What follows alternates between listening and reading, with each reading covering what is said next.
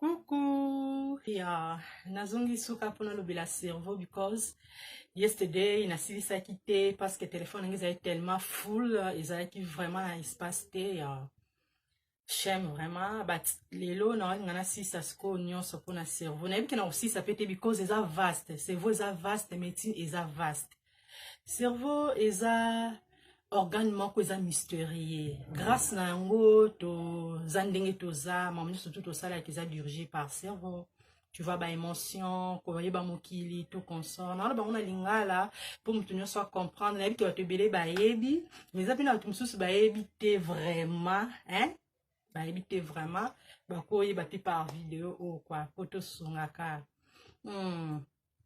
Cerveau eza composé par télencéphalée.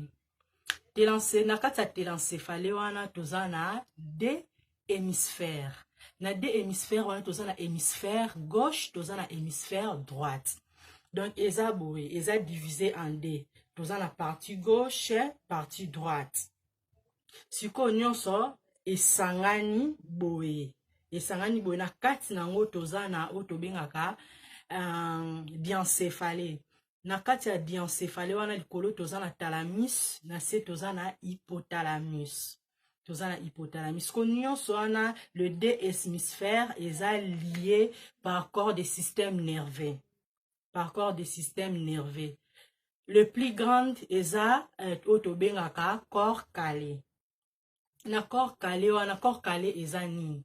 Corps calé eza na ba fibre ebelé. Dans chaque côté à ba hémisphère wana gauche na droite. Corps calé on eza na ba fibre ebelé, ba fibre eza neti ba nyoka, ba singa ba nyoka nde to mona ba intestin, oui, eza neti bongo. Parce que ba fibre wana nyonso ebelé zo communiquer na système nerveux. O ezo panzana ti na nzoto na ba organes nyonso tout partout. Tu vois, nyonso mibale eza na ba grande partie na ngosko oyo ya liboso, partie ya liboso to benga cortex cérébral. Na cortex cérébral wana eza na kati ya ba deux hémisphères wana, hémisphère gauche na hémisphère droite. Eza région na kati ya ba deux hémisphères wana, gauche na droite. Siko na kati ya cortex wana, wali boso toza na cortex cérébral. Na kati ya cortex cérébral wana, toza na substance grise. Substance grise wana ezo mema système ya nerveux, pardon. Système nerveux. Ezo mema système nerveux na centrale nango. Na centrale nango na mutu toza na substance blanche. Substance blanche on a ce que rôle nango ezani. Rôle nango eza ya ko prolonger action ya neurone na ba organe. Donc neurone ezani, neurone eza lokola singa courant. Eza lokola singa o ezo communiquer, o ezo panza courant na ba organe nyonso. O ezo se communiquer na ba organe. Ya onde sko euti pa wana. Sko na ba hémisphère wana gauche na droite. Toza na ba lobe o eza limité. Lobe eza nini na kati ba hémisphère wana na deux parties, na partie msusu toza lobe eza neti boule mobo eza vraiment molle, hein? Eza molle, eza na kati ya deux hémisphères wana. Na ba lobe wana toza na lobe nde na tangela ebino lobi to na 5 parties. Toza na lobe pariétal, lobe obscutal, lobe temporal, lobe limbique, ezebele.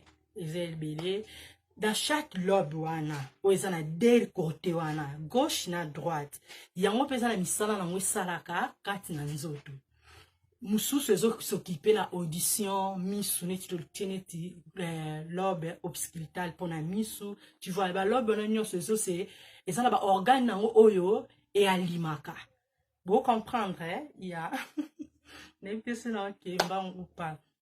Eza na ba organe nango oyo e alima. Sko to zongi na hypothalamus. Na hypothalamus na bandolo blani. Hypothalamus yango e secretaka ba hypophyse. Eza ba glande. Na kati ya hypothalamus, eza collé avec hypophyse. Hypophyse wana yango sikoyo ezo sécréter ba hormone. O toza na una basi na mibale. Na kati ba hypophyse wana toza na ba hormone ebele. tozana ba FSH, tozana ba LH, tozana ba FSH eza follicule stimulant hormonal. LH eza eza toujours ba hormone. Siko nyonso na biso nyonso na mibali na basi tozana ngo. Sikoyo na kati ya ba SFL na FSLH wana epa ya mwasi ekomaka mire soki akomi na periode ya phase folliculaire azokende na periode ne ya baovulation ya bacycle menstruel.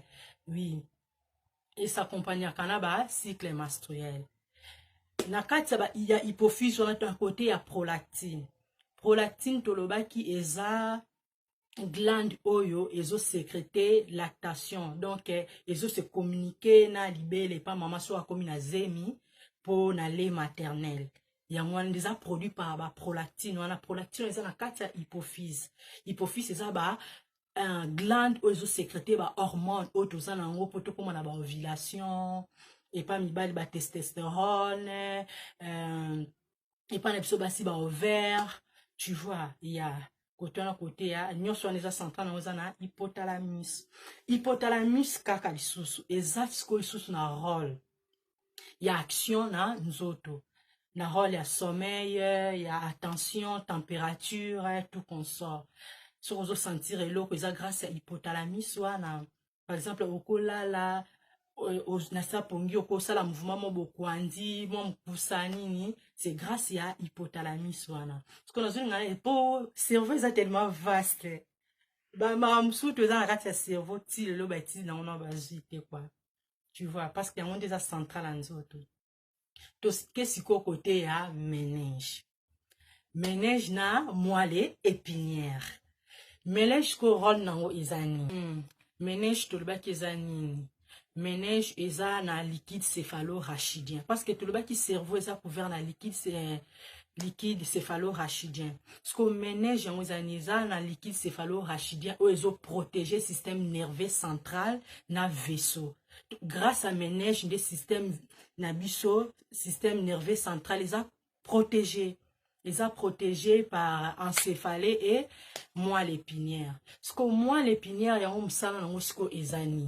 Moelle épinière yango ezani. Moelle épinière yango ezo prolonger cerveau par bulbe rachidien et tina colonne vertébrale. Après la colonne vertébrale wana ba nerf ezu et kaboli tina ba partie nyonso ya nzoto, ba différentes parties ya nzoto. Yango bomona surtout mingi bato bazana méningite omona ke bazo sali ponction lombaire parce que liquide wana elekaka par colonne vertébrale ele et kaboni tina ba partie nyonso tu ya nzoto. Naza tellement sous l'espace ça déjà ce qui 8 minutes et ce combien bon. Cerveau est tellement vaste, on a expliqué ça déjà bongo, comme ça pour koba, malé mbesima quoi. Ya bilona lobeli yango na donc des gros bisous à vous.